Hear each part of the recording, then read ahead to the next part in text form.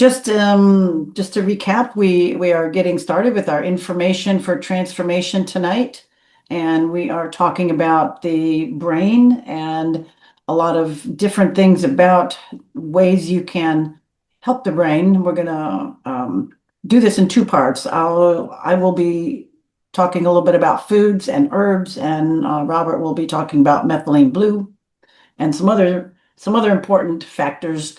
But there's definitely a lot to understanding about the brain, and we're probably barely gonna scratch the surface of it. But there's some definite takeaways that you'll have tonight. So we will hopefully be live every Monday night at 6 Eastern time for now, and post these on YouTube when finished. So Two Bros Healing, and it should get you in there.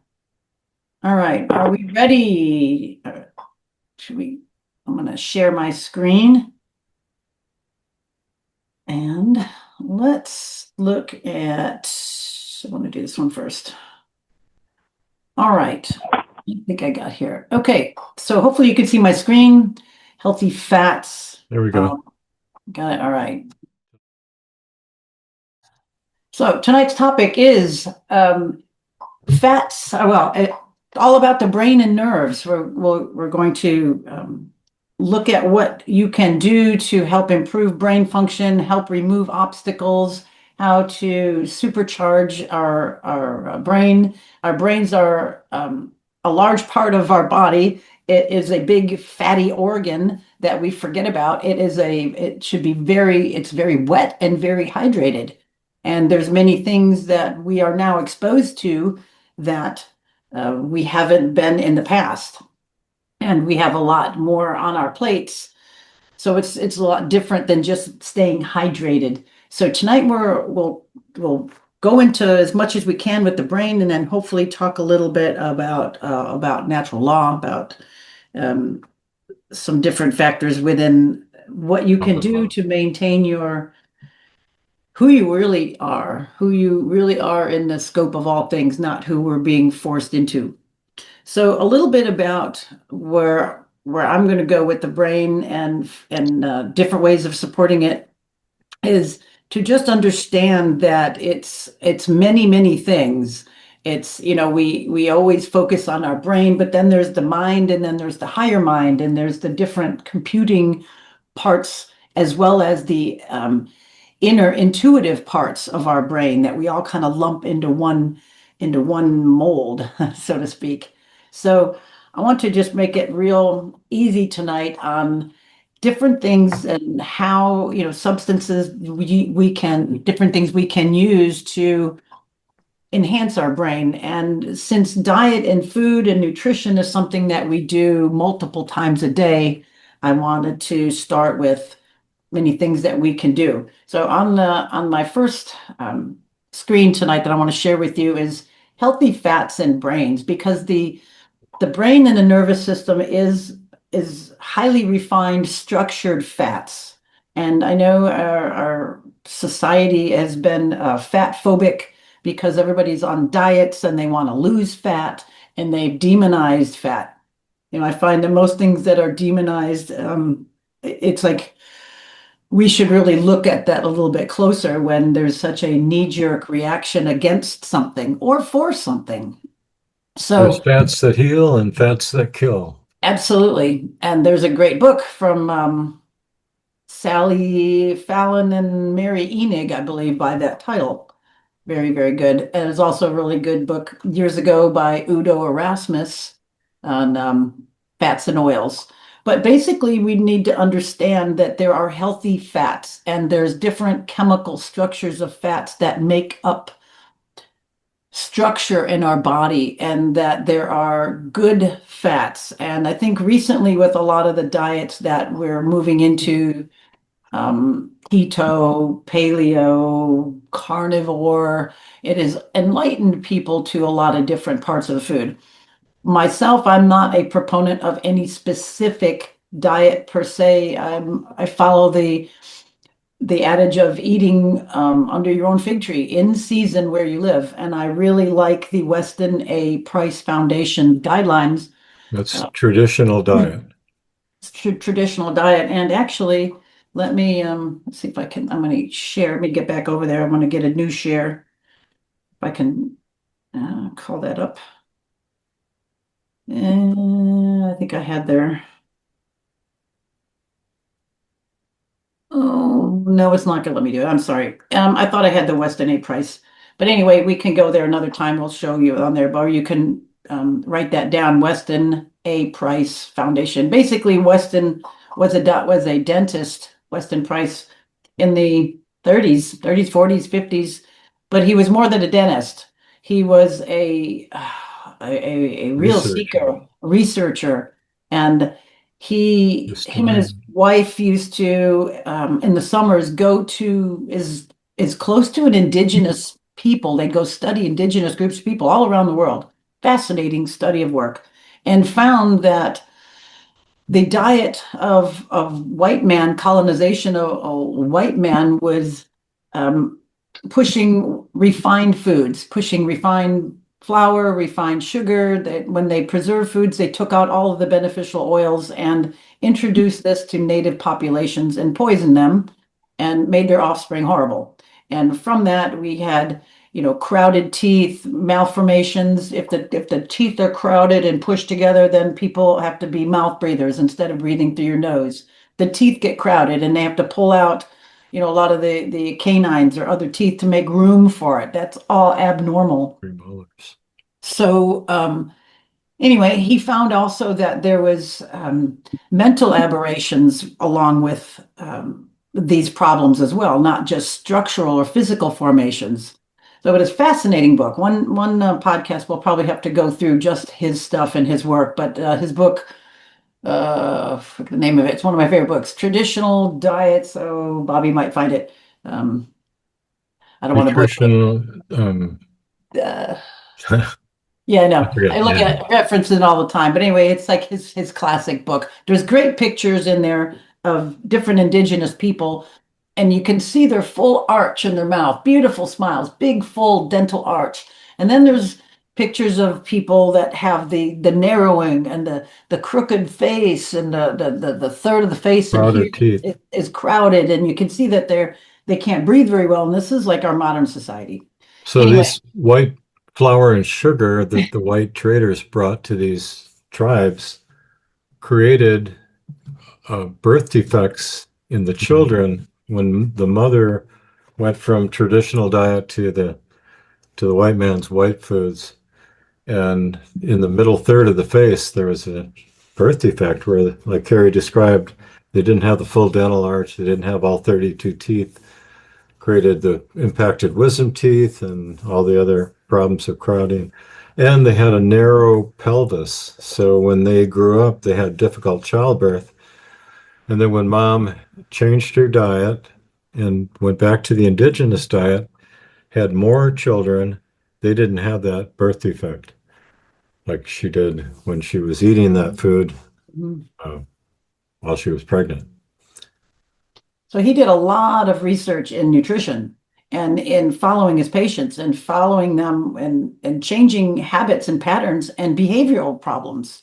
And one of the things that he found was that our diets really, really lack certain fats and fat soluble nutrients. And that's what is so important because when we start processing the fats out of things, we lose vitamin A, vitamin D, vitamin K, vitamin E and F, those are all fat soluble vitamins. And there's a real misnomer about vitamin A that it is, I mean, people think vitamin A is beta carotene. Beta carotene comes from a plant source, and the body has to convert it, but it doesn't convert it very well into usable vitamin A. Very, very difficult. So it's It very takes difficult, 8 beta-carotenes to make one retinol which is real molecule. vitamin A, retinol. And the liver has a hard time doing it. It's not an easy conversion. So people that are following a vegan or vegetarian diet are often very, very deficient in vitamin A. So vitamin A is necessary for so many things. Copper absorption is one, and we'll get to that next week. I just wanted to throw that out there. But it's very difficult to get in the diet. So That is really high in the list, and I'd urge you to go to Weston A. Price Foundation website and read about that. They have a ton of useful, really, really good information. But cod liver oil is right what it's from. Years ago, kids used to get, in the wintertime, they'd get lined up and get cod liver oil. Real vitamin A is one of the things that not only helps the liver, but it nourishes the whole mucous membranes, all of the lining of your nose and throat and mouth. So what happens in the winter? We have dry air, we we get cold, our bodies have to make more heat to create the immune system. So naturally the epithelial lining, the whole mucous membrane, nose, throat would get deficient, raw, on the deficient side. So it was normal to want to give kids cod liver oil so that they didn't get colds, runny nose, sore throats, coughs, that whole cycle when you have weak mucous membranes. So cod liver oil, very, very important. High vitamin A, high real vitamin D. The synthetic form of vitamin D, I'm not a fan. So also fish high in it should be DHA. I have DHS. It should be high in DHA, and it's DHA. I would think it's like stored sunlight energy. There is sources of omega-3s that contain DHA and EPA, plant sources, but again, the body has to do more converting. So anyway, cold water fish are high sources of omega-3s, which contain the DHA, EPA. Um, Very, very good for creating brain tissue, brain cells. Fish roe, fish eggs, another one. Eggs that are the right way. The chicken needs to be outside in the sunshine. They need to be eating grass, and they need to be pecking for bugs in the soil. If they are sometimes, I mean, if they're in a cage on top of another cage being bathed with lighting, artificial lighting all day, that is not going to produce a healthy egg. And you can see why a lot of people might have a problem with that.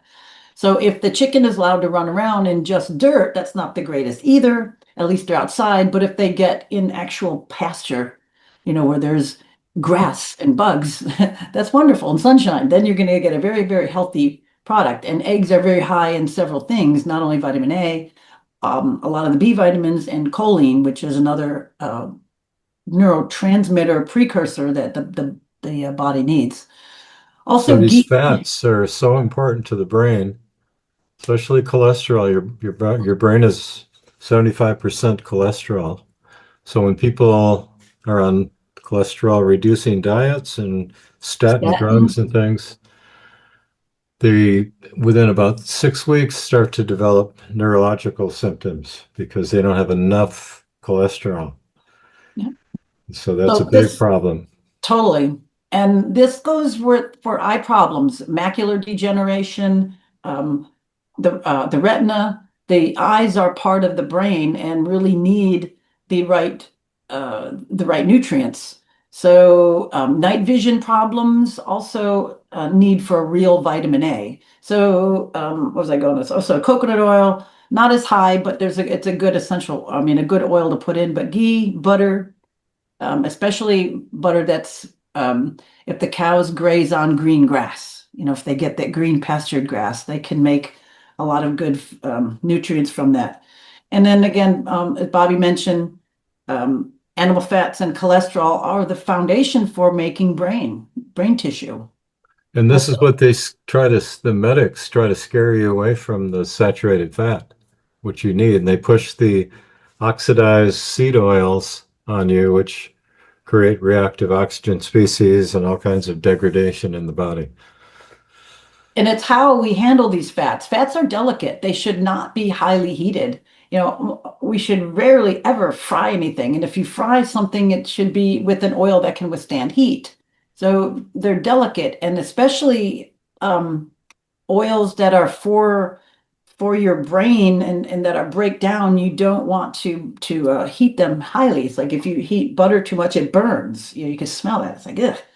So it's very important to treat oils gently and to have them the right way in food. And eggs, I wanted to mention, that's right. I have my little notes here, but eggs are one thing that's really important. Eggs are wonderful, but it's how you eat them too. When we highly heat an egg, we're going to denature a lot of the proteins in it and render that yolk part, which is so important. It's full of vitamin A and it's full of choline and it's full of B vitamins. And when it's highly cooked, it's going to make them in a Denature. form that's the body is not going to use like it normally would. It's going to denature it and it's going to be hard for it to break down. Instead of giving your body what it needs, it's going to be now it's going to have to process it. So if you have your eggs either poached, over easy, soft boiled, or if you do hard boil them, you can do it where the yolk is way more tender, not real hard, but you're still going to have the white more hard. Doesn't mean that you can't ever have an omelet or a hard boiled egg or a deviled egg, but your choice of eggs, especially if you are trying to rebuild your brain, if you're trying to rebuild your nerves, or your memory, you want to eat the eggs where the yolk is more intact and less cooked. And Very, then very. ideally, raw eggs would be the choice, like in a blender drink or something, where you don't have the denatured protein, the albumin, the white gets thick and rubbery. That's denatured. It's tangled protein, and your body can't break it down very well. So the way nature provided it is the best way. Right. And then there's a difference. I just want to mention I have a few things written here. The arachidonic acid, that is a omega-6. And we usually get too much omega-6 to omega-3 ratio in the diet anyway. If you're getting way too much seed oils, it's going to rack that up, and that those can get inflammatory, which is counterproductive.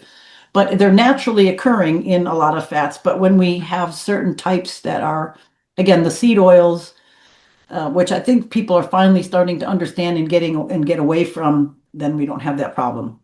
All right, we talked about cholesterol, saturated fats, healthy saturated fats found in grass-fed meat, butter, coconut oil, and it's when we highly heat these or cook them too high is when we create problems with saturated fats. If they're fried or if they're, you cook a burger at 450 degrees or something, that's going to make those saturated fats harder to digest and more tangled and harder in the body. Omega-3s, really delicate. The fish oils, they are very delicate. And I wanted to mention some of the extracts of cod liver oil. And when you go to Weston Price's site, they've done a lot of research on there. But basically, the two methods that are really that are out there for getting the fish oil out of the fish, one of them is a molecular distillation, and not my favorite. I'm still kind of like so about parts of it, although they do it in a vacuum, which lowers the temperature, but then we're still messing with high temperatures with oils. That's why I'm not totally a fan of that method. And there's only a few companies that use the natural method of extracting the fish oil in the right way, which is a fermentation. So it can be done, but that way it's delicate and it gives it to you how it should be in its proper form, and then your body can use it. So a lot of times when something isn't given to you in the right form and we take it, we go, oh, this stuff doesn't work. Well, that didn't work, but doesn't mean that this all doesn't work. Okay, and then the fat soluble vitamins A, D, and K, also E and F in good fats there. All right, so talked about that one. I want to give you now another share. The fats are, I think, the biggest part because we really need that for, here it is. We really need that for creating the foundation. Sorry, here, trying to get these all the way. I don't know if I can get that without too much ado. Anyway, the fats form the foundation of the brain and the nerves. The nerves have to have sheathing, and that gets us to some of the herbs that we're coming to. But before I totally jump into that, then we have conditions like Parkinson's and different situations where the sheathing is not, the myelin sheathing. It's like having a wire, um, a cord. Just think of a cord or a plug with a crack in it. And the It's going to insulation. the insulation there. It's going to be shorting a little bit, or it's not going to run correctly. So And that insulation is 95% cholesterol by cholesterol. weight. So if you don't have enough cholesterol, you're going to have that demyelination of the nerves, causing short circuiting, Exactly. MS symptoms, Parkinsonism, all that stuff. Hmm. All right. So now we got the foundation in the good fats and preparing them correctly and having them every day, putting that in our diet because it's easy to put things more as food, I think, in the diet. And then we can add on to it with supplements. I'd rather do it that way. Some things you can't get without supplementing more often. So there's a few, do I have this to write? Yeah, there's a few categories I want to put this out for you. One is nutrients and herbs for the brain, but we're going to call them, the first one's neurotransmitter protectors. So what we have going on with a few of these herbs is it helps to stop the breakdown of acetylcholine. Acetylcholine is basically two molecules the body puts together to help learning, focus, and memory. I'm not going to give you too much biochemistry, but cholines are part of the B vitamin group. It's part of lecithin. It's part of the egg yolk. One of the things, acetyl groups come in other forms, but the body puts those together. And one thing that happens in memory loss, Alzheimer's, degenerative decline is that there's an enzyme that breaks that down. So it can't get the learning in the structure across, and the acetylcholine gets broken down before it can do its job. So there's a few herbs that inhibit this enzyme that breaks down our acetylcholine, which we don't want. So a few herbs like sage, like regular garden sage, it inhibits this enzyme, acetylcholinesterase. Okay, so it's going to stop that from doing that bad thing. So we can have the acetylcholine to have the nerve firing and get the signals and do what it needs to do. All right. So sage, garden sage, it directly maintains the higher activity of neurotransmitters. The acetylcholine is a neurotransmitter, and basically it's just a communication substance. It's a little phone, kind of, so your body's going to use that to tell another part something to do. Mhm. All right. Cell phones. Cell phones, a total cell phone. So sage, what can we do with sage? We can use it in many ways. You can have it as an extract. Typical dosage are 300 to 600 milligrams. But for an herb like this, you can make a simple tea. You can take a teaspoon of sage. You probably have some in your kitchen or a few fresh leaves and put it in a cup of boiling water. Any leaf or flower, you will put in the boiling water and take it off the heat and cover it and let it steep in there. It doesn't need to rolling boil because you got to coax it out gently. It's just the leaf or just the flower. When you have a bark or a root, you want to boil the little suckers for a while. You need to coax it out. Okay, but a tea, no. All right, so you can drink this, several cups daily. Um, Before I go a little bit more with herbs are something that we need to go in and out of. It doesn't mean you're going to do this forever and ever. Amen. Herbs, your body has a tolerance to, so you need to use them for a little while and then stop and maybe use them or something similar and stop. It's a food, so it needs to be used in that manner. And also, we need to check certain herbs also have really drastic blood thinning properties. Qualities. Yeah, qualities. So you just want to make sure if you are on any medications that you just double check to see if you're gonna, like if you're on a blood thinner and you're gonna taking more blood thinners and you didn't know it was a blood thinner and you cut yourself and you bleed a lot. So things like that. So just double check. That being said, we'll move through sage. Aromatherapy too, it works. So the inhaling of sage essential oil in a diffuser or before you're studying or something, or just to get that into the brain. Amazing property of herbs in the aromatherapy form. Also, lemon balm and what's the one the bees like? Big Mom. Bee balm Starts or with I a see one B. in Earl Grey. Yeah, Yeah, not a so different oils will stimulate the brain. We've seen bergamot. this bergamot. Yeah, thanks. Seen this make quick, profound changes in people's cognitive function, ability. So you can use this in food. I mean, don't just use it in stuffing and Thanksgiving. It can be used in potatoes, in any kind of stir fry. It can be used in meats. It can be used in tea and soups. Um, It's good herb, nice savory kind of taste. Another one is rosemary. Rosemary is a great herb for a lot of things, and it also has this contains the 1,8-cineol, which prevents neurotransmitter breakdown, helping with speed and accuracy during mental tasks. We should all have rosemary growing. It's a great herb. So it enhances brain function and memory primarily through its rich antioxidant compounds such as rosmarinic acid. And this is a little cool substance to know about. So it boosts a key memory neurotransmitter, here again called acetylcholine. We just talked about that. So you can use it by inhaling the oil, drinking the tea. Same thing. You're going to kind of do it similar, like a half a teaspoon in the tea.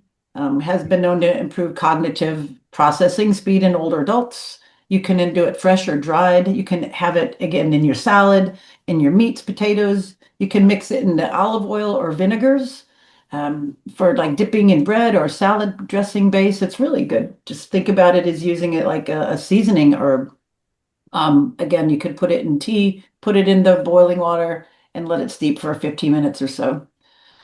Other herbs now, after we've got that enzyme dealt with, so we can have the acetylcholine. Now we want to maybe bring some circulation and blood flow. Okay, this is another property of using the herbs, and there's many. I just picked a few of them, and one is ginkgo biloba. It reduces the blood viscosity and improves microcirculation into the head, into the cerebral capillaries. But again, this does thin the blood on this one, so just make sure you know about that. But it's also a beautiful herb. Look how pretty that is. And then gotu kola, another one. It's an Ayurvedic herb called Brahmi to boost the physical and health, and it's also the microcirculation to the brain. So ginkgo is also a blood thinner. Mention that. So it could interact with some of those and make it could reduce effectiveness of that. So it's probably good to know. So if you're taking anything anti-anxiety, it will make it not work as well. All right, there's gotu kola. It stimulates the production of brain-derived neurotrophic factors. So neurotrophic are neurotrophs or NOOPs, I think they're called, are things that enhance brain function. So they support, again, healthy microcirculation. You need the circulation to go around the brain to enhance memory and focus. Sometimes you can use it as a tea or a tincture, depending on your needs. The tea we talked about, you want to steep it in the water. It says it's a leaf, so you're going to steep it. And tincture is usually an alcoholic extract. It could be a glycerin extract, although glycerin doesn't extract as well as alcohol. You can also extract with vinegar called an oxymel.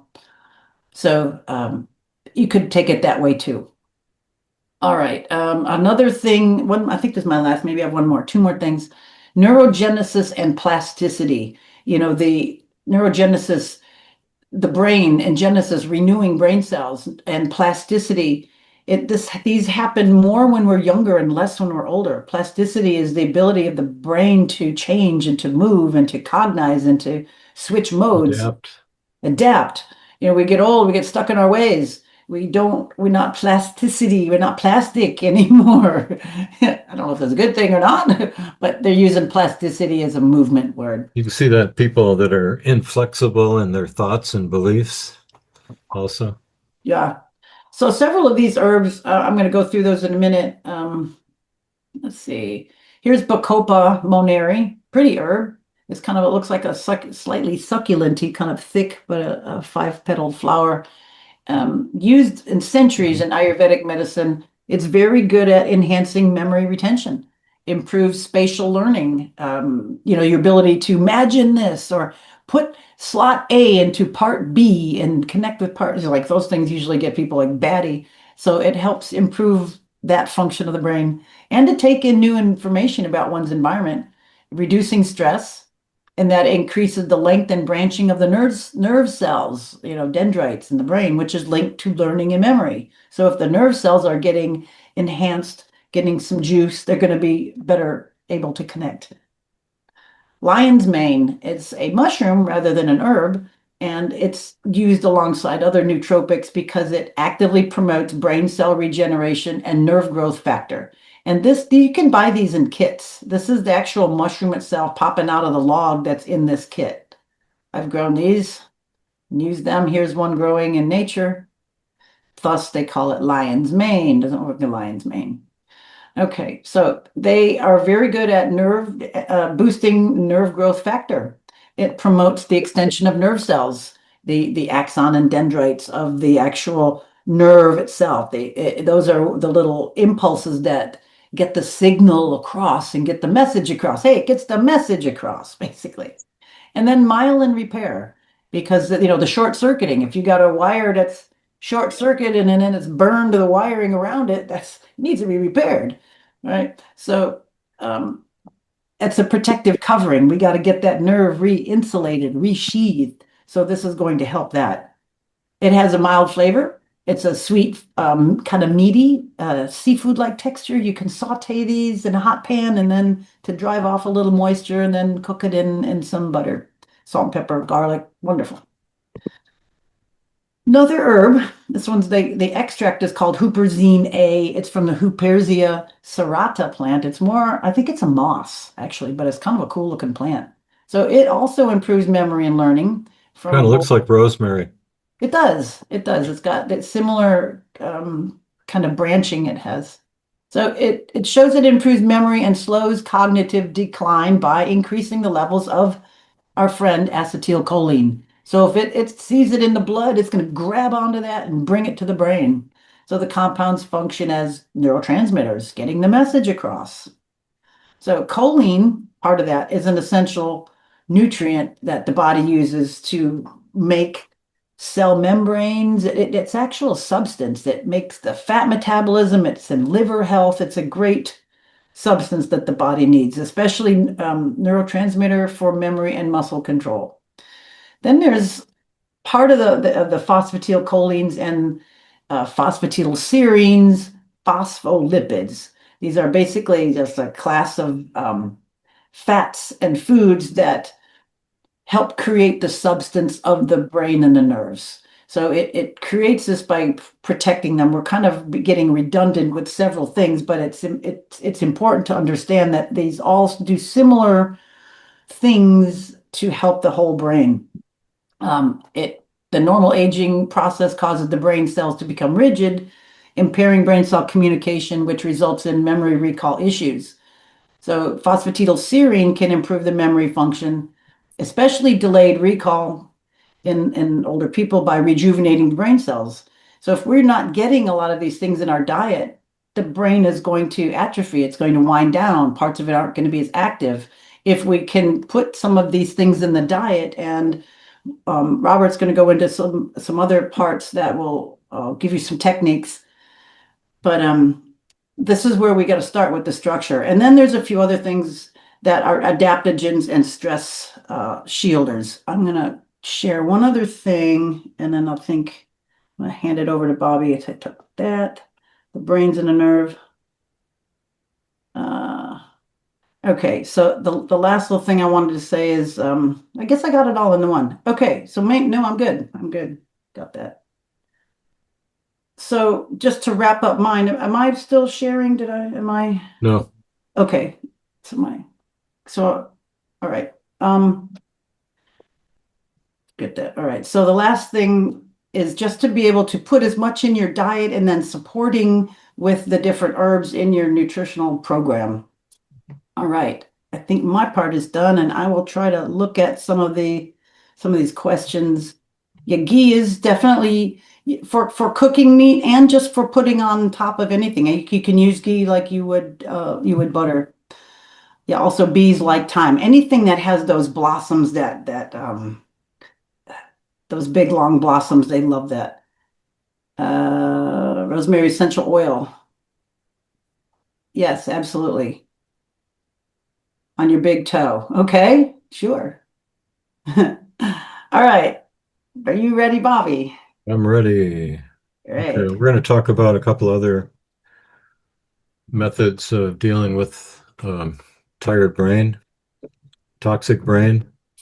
And I wanted to mention about the blood-brain barrier. This is something that protects the brain. It normally filters out unwanted substances that shouldn't be there. And basically, there's certain nutrients, and glucose is the primary substance that should be in the brain. So when you hold a microwave transmitter next to your head, your cell phone opens the blood-brain barrier wide open, and it stays open for an hour and a half at least after you're done with your call. So anything that's in the blood is going to go into the brain where it shouldn't be, right? And so imagine somebody that's smoking a cancerette. There's about 3,000 chemicals in tobacco and cigarette smoke, um, or And any here's other toxic beverage or anything. While you're talking on your phone or by someone that's got a phone on them, it might not be you, it might be secondhand radiation from someone else's, or the Wi-Fi router or other wireless devices that opens that blood-brain barrier and lets all these toxins into the brain. So be mindful of that. And people have no idea. You have to remind them. Even if they know, they still, by habit, will put the phone in their pocket and they don't put it in airplane mode and stuff. So that's um, adding fire fuel to the fire. And so what we're going to talk about, let me set this up. Methylene blue. Everybody's familiar with that? Methylene blue is called an electron cycler, and it doses up to 3 milligrams per kilogram of body weight. It acts both as an electron donor to the mitochondria, to the electron transport chain in the mitochondria. That's your power plants in all your cells. And then an, an average cell has uh, about 1,000 mitochondria. Liver cells have 2,000 mitochondria per cell. Kidneys have 4,000 mitochondria. Heart cells have 10,000 mitochondria. A mature ovum, an egg that a woman has in her ovaries, 600,000 mitochondria. And in parts of the brain, like the substantia nigra, those neurons have 2 million mitochondria. So anything that's going to downregulate the mitochondria is going to have a huge effect on the brain and the heart, right? Because they're so rich with mitochondria. And that's what gives the electrical signal of the brain, the EEG signal, and the EKG or ECG signal of the heart is all those mitochondria. So we have a total of 40 quadrillion mitochondria in our body. It's amazing. 1 billion ATP molecules, which are produced by the mitochondria.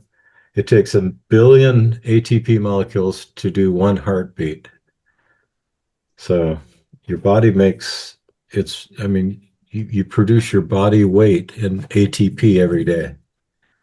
So we want to help that process. It's being interfered with by many things, artificial lighting, the microwaves from all the uh, wireless devices and things are big offenders.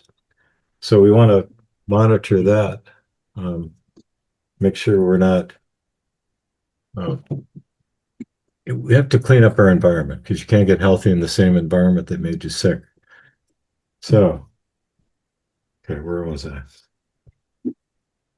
Okay. So the methylene blue, there's few compounds that cycle electrons as effectively as methylene blue. Methylene blue also increases the cytochrome C oxidase, which is the fourth cytochrome in the mitochondria in the electron transport chain that produces ATP, the energy currency the body runs on. So you need that to drive the increased glucose consumption. The latter occurs because the mitochondria are making more energy and need more substrate to supply electrons to the electron chain. And that's another reason why we need to ground ourselves to get the electrons into the body that's needed by the electron transport chain to basically turn oxygen into water.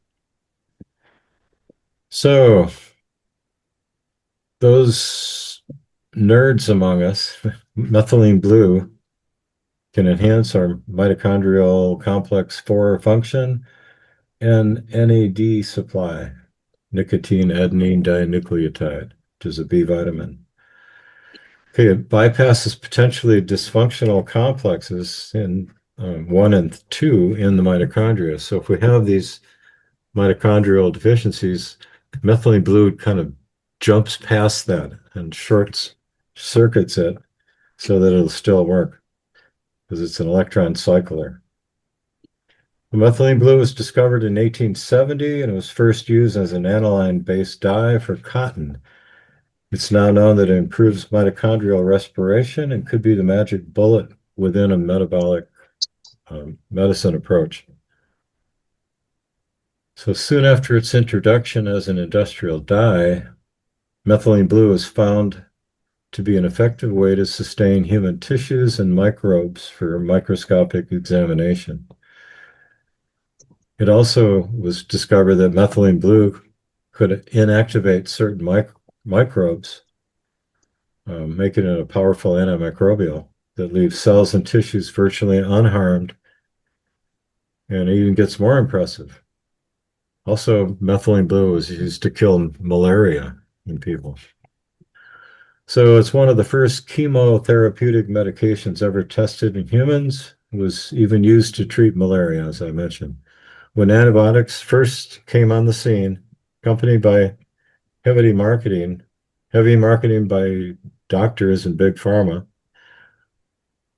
healthcare shifted to those new superior antimicrobials, even though methylene blue is more effective. But are antibiotics really superior? We know that antibiotics have negative effects on our health by killing our microbiome, our friendly bacteria in our digestive system and other parts of the body. An incredibly important, diverse group of bacteria that coexist mainly in the gut. So many bugs can become resistant to antibiotics. And that doesn't happen with methylene blue. So it's got a variety of applications in the body. It's amazing. And when you use it in conjunction with the light, near infrared light activates it. The wavelength of 622 nanometer wavelength is what resonates with methylene blue. So that's in red light. So you take methylene blue and you go out in the sun, or you go out under your light panel, or any other red light source that you have, and that'll activate your mitochondria and upgrade the output of ATP. So that's going to help every function in your body because every physiologic process needs mitochondria to function, especially the brain. So you can take, we just do a dropper full of it in a glass of water and drink it. And then about an hour later, you do your light therapy. And for you can use for the brain, this one goes over the head. Can you see my cursor? Yes. Okay. And this, you can control the color, temperature of the lights. We just put it on infrared and we treat people that way. While we're doing 40 hertz on the sound table, it does wonders for the brain. There's intranasal red light therapy, photobiomodulation. And you can get these devices that go in your nose because of the rich nasal blood supply in the nose, that there's a lot more blood that could be directly exposed to the light. So you can treat the whole body through the nose by treating the blood that way. So that's kind of cool. And they have them for the ears that go in the ears, and you can heal the middle ear, and it helps hearing problems because most hearing problems are a result of fatigued middle ear issues. So the near infrared light will heal that too. So that good for some of the ringing in the ears or people that have some of those symptoms Just, too. yep. And then there's for the mouth. In the pons in the brainstem, there's something called it's called the blue spot or the locus ceruleus. And this, you can get to that through the oral cavity.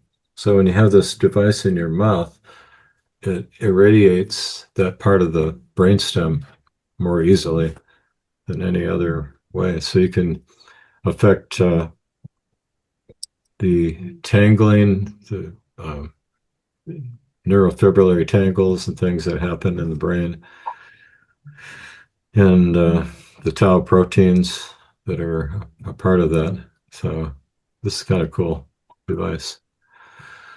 So there's a lot that you can do. We have an inversion table that I use every morning.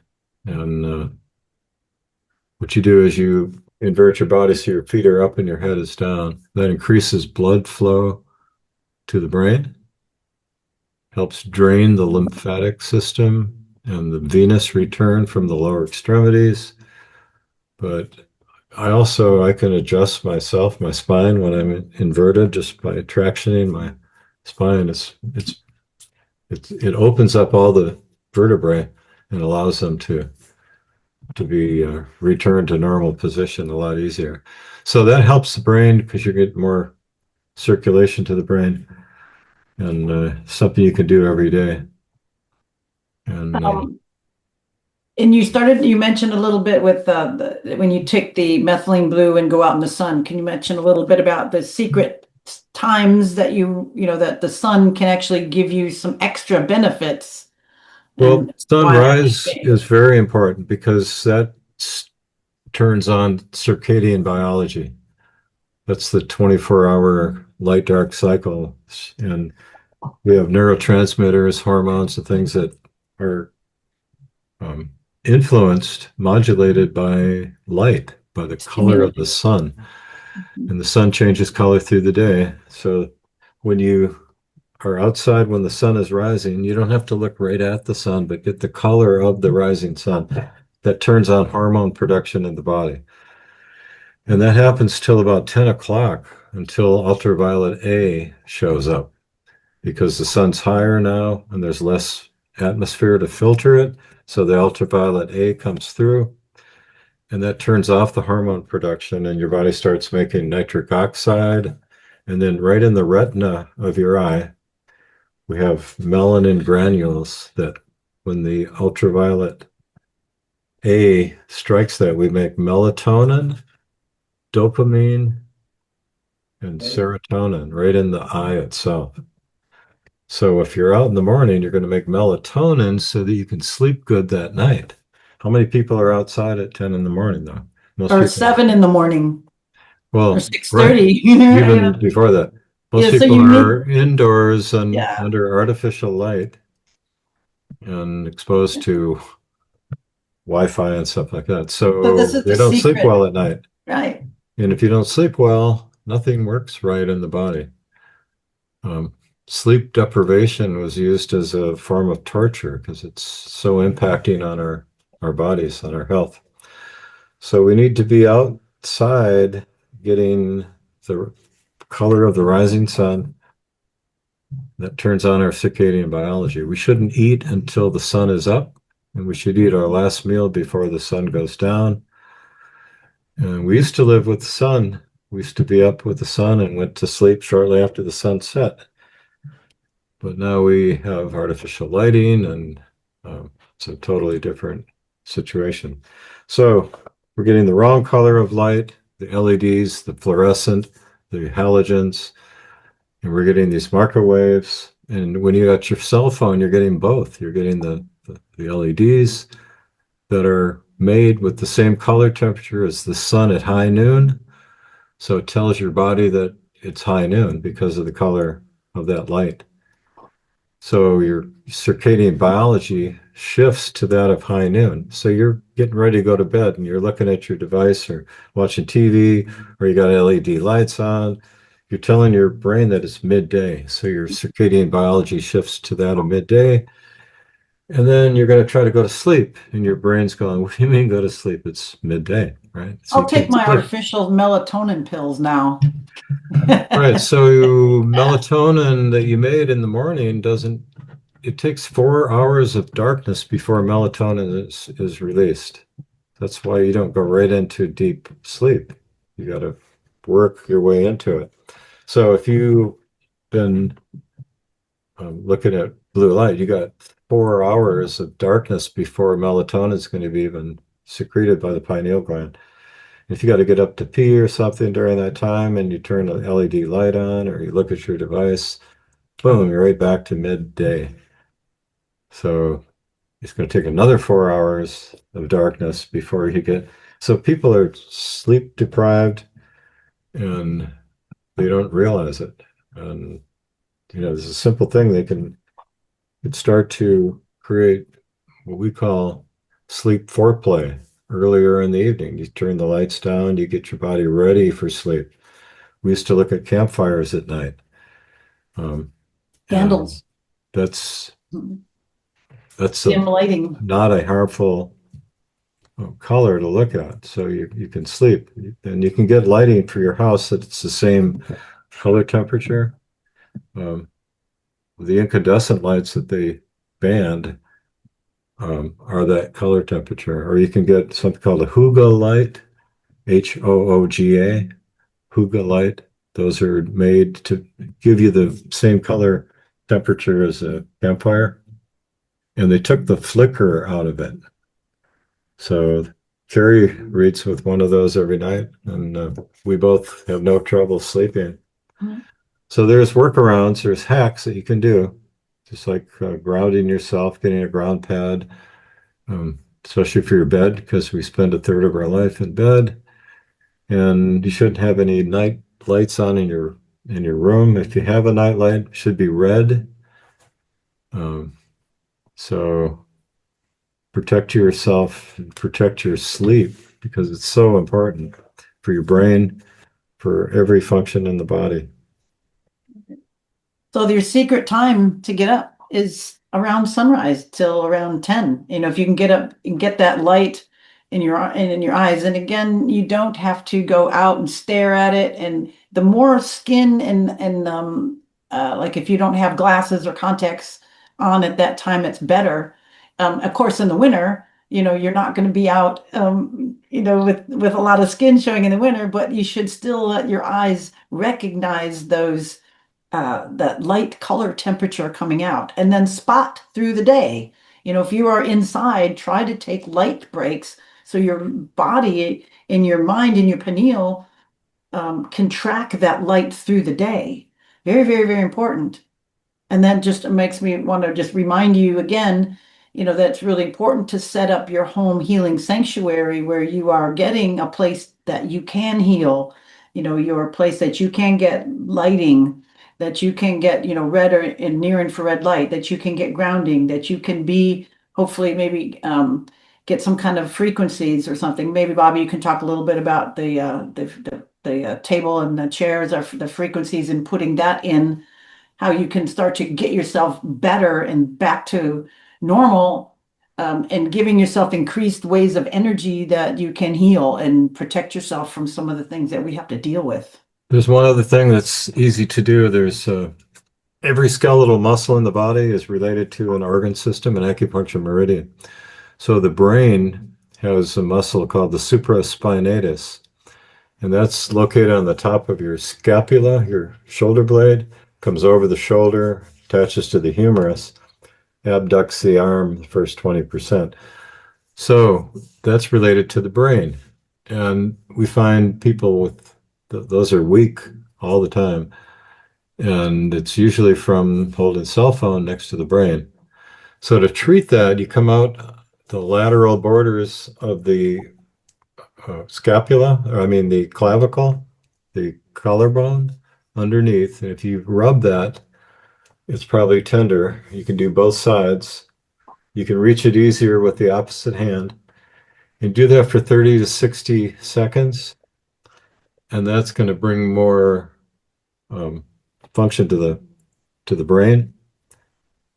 And it's simple. And then in the back, C2, you rub on either side the Second same way. cervical. When people have strokes, they usually get a big egg on one side or the other. And they a lot of times they can't talk, they're talking gibberish. And if you work that, resolve it down, they'll start talking normal again. So when you rub these, it helps kind of reset your brain, You're bringing blood and lymph to the especially brain. especially if you don't have a phone on your body and stuff like that. That's aggravating it. Yeah. So all these things are important to normal brain function. And then I just wanted to mention, and I want to, I'm going to share my screen real quick. The software that comes with our sound table or sound recliner has a lot of frequencies for the brain, for brain function, for enhancing the brain, different ones for running for Alzheimer's or neural enhancement, 40 hertz, which is the frequency to increase memory, learning, and then And with the headphones, it even works better with the brain because it's right there. right there, right on Yeah. the brain. Yeah. And then also sleep. So there's a lot of frequencies also that help to create a deep sleep pattern, to help create get the body synced back up into wanting to have a more sunrise to sunset kind of a cycle, not be, up till 1 o'clock and then sleeping till 10 if you don't have to. I mean, if you don't have a job that way, it's better to be more synced with the sun. But there's so many other things you can do with the software. But I just wanted to mention that the brain and creating the brain to make it happy and to create sleep is just phenomenal. The body doesn't, it can sleep, but if it doesn't get deep rest, then it's just, running on one cylinder all day. So, So it's important to not get these bad fats in our diet. Friends don't let friends eat margarine, yeah. bad oils, right? Yeah, So you got to clean up the diet and get all that stuff out, and your brain will start working better. that's right. And get in the sun and take your sun breaks and have your herbs and have your rosemary and mint and sage plants, all those and essential oils. Those are definitely things that you can do through the day, in a diffuser or, on your hands or, on your wrists to get that into your brain. Anything else you can think of, Bobby, Well, before we I go? just posted a book that I recently wrote. I don't know if somebody might have seen it. It's Holistic Self-Defense. It's in a story form because people listen to stories more than they listen to just uh, dry facts. So that's in the chat. You're welcome to share that with anybody. A couple questions here before we go. Any benefit of seeing the sunrise through a picture window? Definitely, but you definitely get, the windows shield a lot of the rays, so you're going to get something. I mean, something's So better than nothing, but it'd be nice it's if you can get the full spectrum without being filtered by glass.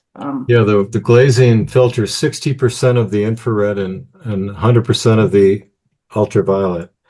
So you're mainly getting blue and green coming through, which is a big part of the problem. So you got to get outside and remove the glasses, contact lenses, because they filter the light also. If you get a lens replacement, that artificial lens is going to block all the ultraviolet, which normally then your normal lens will let through into the retina. So you want to unfilter the eyes. Okay. And the more skin you get in the game, because you have more photoreceptors in your skin than you do your eyes. So you want to expose as much skin without creating scandal as you can. All right. And then I think there was another one. Any companies you would recommend it for the fermented cod liver oil? Rosita is the one that comes to mind as one of the best, and Green Pastures. But also check on the Weston A. Price Foundation website because they have recommendations and a ton of really good, useful information on the site. Again, we'll probably do that in another podcast where we'll go through some of those sites and let you see that. And All right. yeah, next week we're going to talk about another gem, copper, how important that is, the demonized mineral, and a bit more. So I hope you all enjoy. Yes, it is possible to get too much serotonin. We'll talk about that another time. Yeah. All right. All right. Thank you all for being here, and we'll see you next time. Keep the light shining. Bye for now.